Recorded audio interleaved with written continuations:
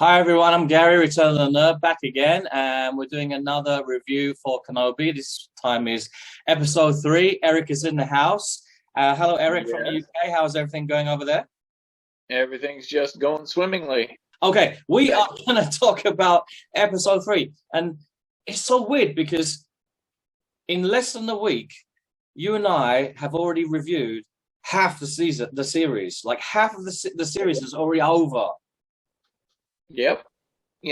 That's what happens when they give us two episodes right at the beginning. I mean, which is what it was great. Don't get me wrong, but the series is going by so fast. Yeah, it's almost too fast, isn't it? Because there's been so much hype and people have been really looking forward to it. And I think that's the anticipation and all that kind of feeling of looking forward to something is what keeps fans happy as well. And then, like with other Star Wars content, like especially we were talking about Bad Batch, right? It's got 16 episodes. Yeah. The Mandalorian always or usually has 8. Hey, I hope they don't do that with season 3 Mandalorian. I hope this is not going to be a new thing. Like we're always going to like, aha, here's the first 2 episodes, and we're like, oh my god. I like the fact that like the first episodes of The Mandalorian were like extended versions, I think. Yes, Wasn't it? The very first episode was like an hour long, I think.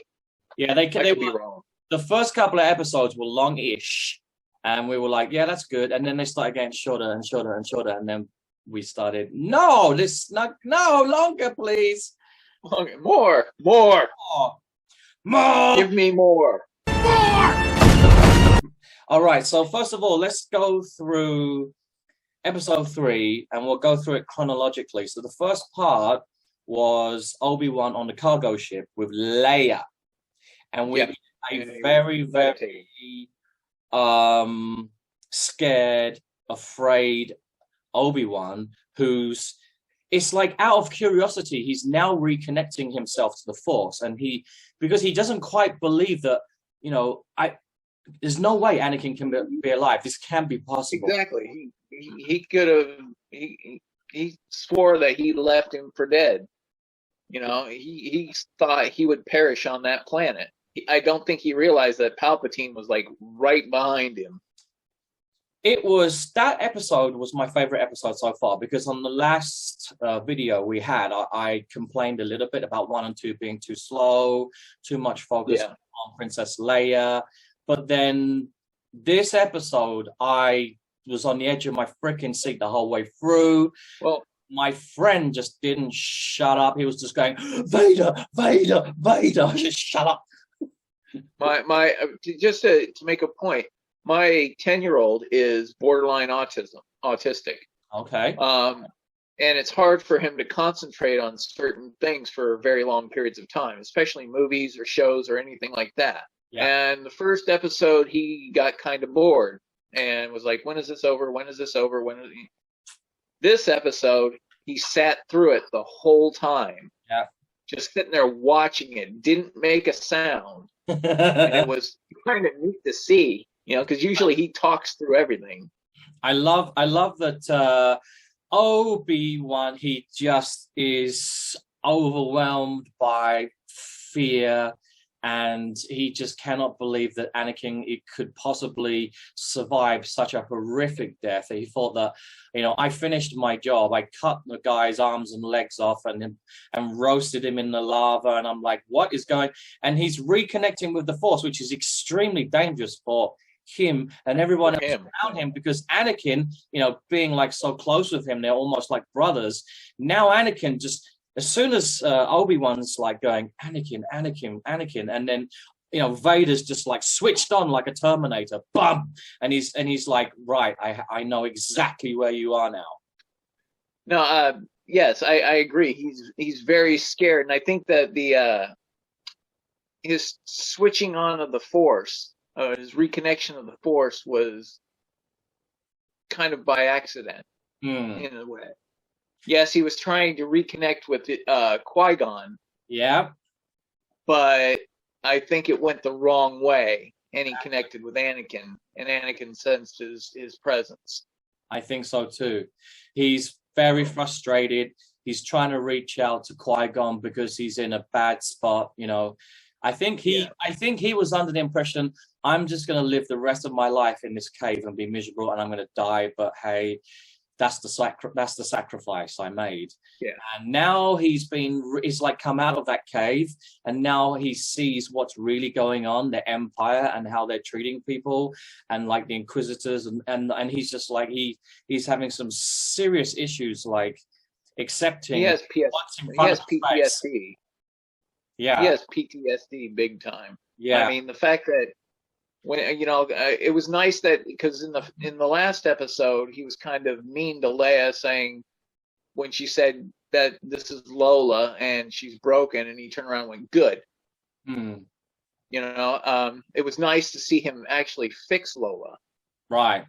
I think what will happen in the next 3 episodes is very slowly we will see the old Obi-Wan, the warrior, his warrior spirit start to come back, because something bad needs to happen to him, and then he needs to get in contact with the right people, and they reinvigorate that spirit inside of him, and he comes alive again, because he's so utterly hopeless right now.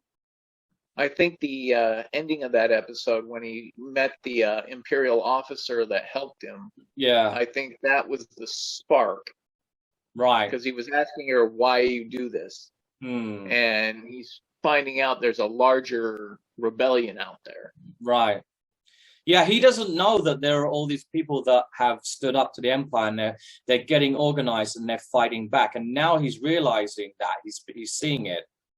I think little Leia's her part in this episode was a lot better. She was adorable. Go ahead. I enjoyed Leia in this episode very much, because I heavily criticized her in episodes 1 and 2. Right? She was more of just kind of a spoiled annoyance.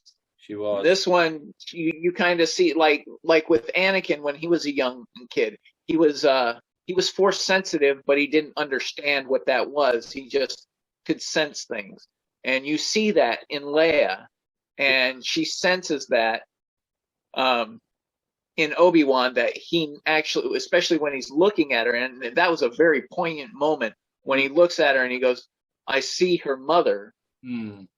When I look at her, and it's very confusing for me. Yeah. And she senses, she's like, "You knew my mother. Are you my father?" That was a very, I loved that moment, actually. Yeah. I was totally fine with Leia, and the acting in this and the script writing was really good for this episode. So let's jump forward now to, where should we go to? Yeah, let's go to that truck scene, because you mentioned about Leia, and they've gone to another planet, which is now, it's like a kind of mining planet, but the Empire are just sucking it dry of resources, because that's what they Obi-Wan even mentions that planet was full of fields and people and everything else, and it was just stripped bare. Yeah. But then you see his PTSD come out when he envisions Anakin standing on that ridge as they're walking when they're going towards that truck where Freck picked him up. That was one of my favorite scenes in this episode, and I don't know quite what to make of it. I was going to ask you, because at first when I saw him looking into the distance, and then you see it's a Jedi and he turns around, you're like, is that the guy they're supposed to meet? And then I'm like, wait, who is that? Is that Qui-Gon Jinn? And then if you pause it and you look really carefully at the face, you're like, oh shit, that's Anakin. It's either one of two ways. Either it's his mind playing tricks on him now that he knows Anakin is alive, or his connection to the Force, as we stated before, has connected with Anakin, and Anakin is Force projecting himself. I think it's the second one.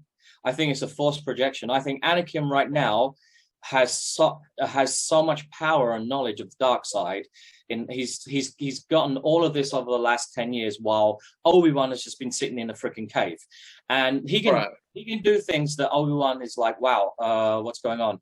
I totally think that like he's just messing with him, and he's like a cat playing with a mouse. He doesn't want to kill him straight away.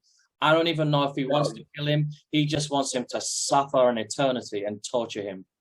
Some of the comic relief in episode 1 and 2, I was rolling my eyes. I was like, oh, come on. But actually, in this, it's kind of funny. And again, in the truck, when he calls her Leia, and the stormtrooper's like, wait, why you changed her name to Leia? And he's like, oh, well, you know, she reminds me of her mother's face so much. And I thought that whole thing where they're just trying to talk their way out, they're just bullshitting the stormtroopers. I was okay with that. I thought it was quite funny. Yeah, you had to know something was going to happen the minute he got on the truck and he saw that symbol for the Empire on the back of that truck. You know, well, he hasn't even seen that emblem before. Again, he's been staring at the walls in the cave and cutting meat for 10 years. That's I don't even think the Empire has reached Tatooine yet. So it's in the Outer Rim. That's why he went there, because he needs to hide.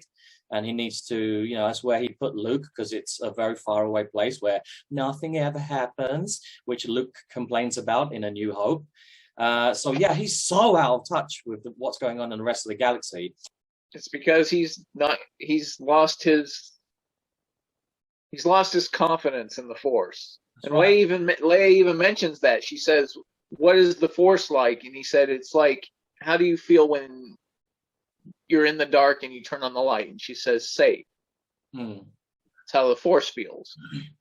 I thought it's really weird, because there's a lot of people saying that they liked episodes 1 and 2, and then there were like some people saying that they didn't like this last episode, and I was like, it feels like it's just the opposite of what I'm thinking. I'm like, wait, no, why didn't you like this episode? We had like full on Darth Vader, we had the Inquisitor's fortress, we had Mustafar, we had so much going on there, and you're still not satisfied. It was like what the F? It was like fan service wet dream. It was a wet dream. I think that the fight between Vader and Obi-Wan is just like that's just an appetizer. Like there's gonna be a massive showdown at the end of this. Yes. Yeah. I have a feeling that we also haven't seen the last of the Grand Inquisitor, because everybody knows he's still alive, unless they're gonna decanonize Rebels. Come on, man! Like Dave Filoni's not gonna like shoot himself in the face and decanonize, not after all the passion that he puts in, because he's one of the people that does, you know, the Clone Wars and Rebels. Like, he's not going to do that to himself. That's ridiculous. I truthfully do not think and I do enjoy Reva's character. She's getting better. She's getting, you know, it was a bit stiff at first, but she's getting better, and I like her character. It's a very, very well thought out foil to the Grand Inquisitor. But I have a feeling she's not going to survive this series. No way. And I have a feeling that those Inquisitors don't live for very long, because their regime is brutal. There is so much ambition and political infighting when it comes to the dark side. They do not cooperate with one another. There any chance, you know, when someone's back is turned, they will stab you in the back just to take your place. And I like that when you go to the fortress and it's under the water, and there's that whole scene where, it's like Jedi Fallen Order, right? Because you get that at the end with Triller. And they hate each other, and they're all vying for position. They want that chair, the Grand Inquisitor's chair. Exactly. The brutality in this episode was just, I mean, when that stormtrooper fell off that tower and cut himself in half on the gate, luckily, I was like, what? Luckily, he was already dead before that happened, because he got shot, right? And there was a Wilhelm scream. Did you hear that? I did hear that. And then, of course, Vader walking through the town. That was menacing. I mean, that was just great. the fact that he pulled that guy through the window, and then when his son came out to help him, he threw him down and snapped his neck with the Force, and then dragged that other person behind him just because he could, while Ben was watching. That's the first time. That's the most powerful, quickest choke neck snap I've ever seen in my life. You know, we often make fun of Steven Seagal, who just goes like this and then snaps your neck. You know, but that was just like he just went, and it was exactly. And it was a kid. He's still killing kids. He's still killing younglings. You know, he's pure evil. He is not. He is a machine now. There is no Anakin left. Exactly. At this point, yes. I would agree. You know, they go in, they meet Ned B, which I had seen Ned B's name on a figure or two, or somewhere in Hasbro. And I was wondering what that is. Black Series.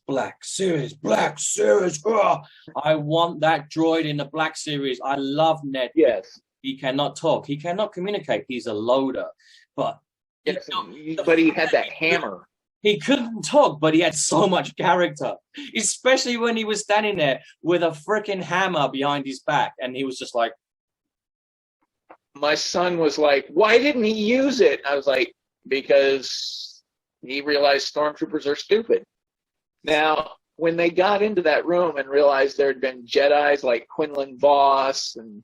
Oh, yeah. I'm sure probably Cal Kestis or something like that. You know, your mind's just blown. Yes. I mean, even though Obi-Wan didn't like Quinlan Voss. Right. No, I know from Clone Wars. They always like, yeah, he was such a show-off, and like their personalities used to clash, right?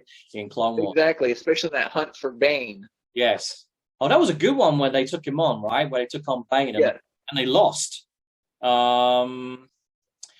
Yeah, Quinlan Voss. When they mentioned his name, my mind just went, and I was like, a lot of the story in Kenobi is also, there's like this undercurrent where it's talking about Force-sensitive children, and anyone can have the Force. Doesn't mean you're a Jedi. You have to be trained to use it. Okay, the other thing that really got my brain, the cogs in my brain turning, was when Obi-Wan says, I had a brother. And I remember when I was taken away from my parents and the loss and the feeling of abandonment. And then I was forced to be trained in the temple. And that was really good. So now everyone's like, wait, why would they mention that if they're not going to bring his brother into it at some point?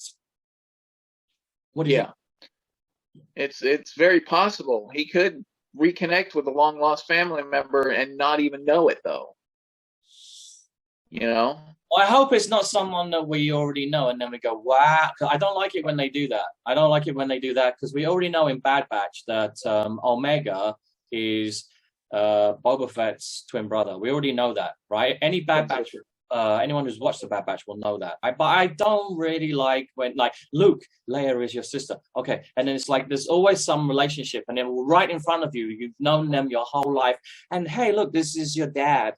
I don't... It's like Palpatine is Rey's grandfather. We need to... Oh, God. We need to stop with that. I think if Obi-Wan does have a brother, then can he just be some unimportant person who's played by an actor that we've never heard of? And that would be much, I think, more interesting. It would be interesting, yes. I'd enjoy to see how this plays out. All right, we talked a lot about the things that we thought were freaking awesome in this episode, but there's one thing that I'm just a little bit disappointed in, is the way that at the end, Reva catches up with Leia. In fact, she overtakes her. I was under the impression that there was one tunnel, and then she arrived late, and Leia had a head start. How does this even come about? I honestly, I could have swore there was it split and went off to the sides also, didn't it? Because I could have swore there was more than one tunnel, because the one tunnel going to center, and then there was two on the sides. She could, you know, like in episode 1 when Qui-Gon and Obi-Wan did a forced run and they ran really fast away from the droidicas. Okay, yeah. She could have done something like that. That's the only way to explain it. I think that there must be a labyrinth of tunnels under there, and some of them are for the mining of this, whatever the natural resources are on that planet. But others have been built separately by the rebellion, and they are secret tunnels. That's what I think. And you know you know that Vader is toying with Ben, considering the fact that he could have the way he stopped when he was pulling Ben through that fire. Yeah. And then he blew it all out. Hmm. And after the sharpshooter shot down, I forget her name. Tala. She shot down and ignited the fire again. He could have blown that out and then killed Obi-Wan, but he stood there and allowed Ned B to pick Ben up and take him away. Okay, like, what do you think? Because the camera like pans around and then focuses on Vader for a very long time, and he's obviously there's something like there's a decision-making process going on in there where the droid is saving Kenobi, and then Vader is because he gets to decide what's going to happen because he's in charge. He's so powerful. He's in charge. He can end this right now. And so is that light side Anakin come like, you are my brother, I loved you. And he's just paused and he's stuck and he's like, he can't move. And, or is he, you know what, you're pathetic. You're not even a worthy opponent. Go do some training and then we'll meet again. And just, I think that's what it is. It's part that you're pathetic, but it's also part him toying with him. Yeah. Okay, I've done this. I've showed you the beginning of what awaits you. You wait until I will find you again. I found you this time. If it takes forever. Yeah. Lastly, the last thing I wanted to mention was, again, coming back to the Inquisitors. I get the impression that they are incredibly naive. Like, I know that they were once upon a time they were Jedi. And they've been trained in, the dark arts. And I think they believe that they are more powerful than they actually are, and that their access to the Sith, to their access to people like Vader or Palpatine is off limits. When Vader gets off the ship, they're cowering. They were crapping their pants. No eye contact, looking at the floor. They were like, just do as you're told. Oh my God. They were shaking in their boots. Exactly. There was I was looking at some of the Grand Inquisitor's backstory. He from what I understand, he thinks he's on equal footing as Vader. I think he is actually very, very powerful, but not like in the same league as Palpatine or Vader. But yes, he has that potential to like Maul, right? He has that potential. But the others, yes, I think the others you can feel they're just not in the same league. It's just no. And in any way, shape, or form. I feel like Reva is just this really she's become this overly ambitious sociopath, and she's getting in too deep, and she's just gonna get herself killed. That's it. I think there's for some reason there's something nagging at me that there's something more to it with Reva. So. I don't know if it could be a ruse that she's taken on this inquisitorious role to find the Jedi or to find some way out. Right. Maybe that was her way of getting past Order 66. Mm-hmm. And then as soon as she discovers where the Jedi are hiding, she's going to join them. So, I don't think she's gone full dark side. But that's just something that's nagging at me in the back of my mind. There's something more to Reva. Well, she comes across as being very angry, but she's not able to control her anger or discipline her anger and channel that in a dark side way like the other Inquisitors can, because the criticism of the Inquisitors in episodes 1 and 2 were like, why didn't they just kill that Jedi on the spot? And why did they hold back? Well, because they are they have learned to control their dark side powers. They don't just kill everything on sight. Right. Mm. Yeah, she's more of a she when she taps into the dark side, I think she loses control. It seems like Tala, Ned B, and Kenobi will go in one direction, and then they'll meet up with who knows who. I mean, you could have like some of Ahsoka and what's it, Ezra Bridger, and all those guys come into it, and then you get that overlap with Rebels, which will be absolutely mind blowing. And It would. yeah, and then but what happens to Leia? Because that's kind of weird that Reva has her, and she is Darth Vader's daughter, but he doesn't really get that, and so we have to be really careful with canon and don't not to upset. You do. Yeah. All right, it's time to say goodbye again to everybody. Thank you for tuning in. That was a review of episode 3, Kenobi. And next week we will be back again for some more. I am so looking forward to episode 4. Eric, thank you very much for joining us again today. Always appreciate it. You're welcome anytime. Yeah, man. All right, guys, don't forget to subscribe and like and share the shit out of just share the videos everywhere. Okay, this is the way.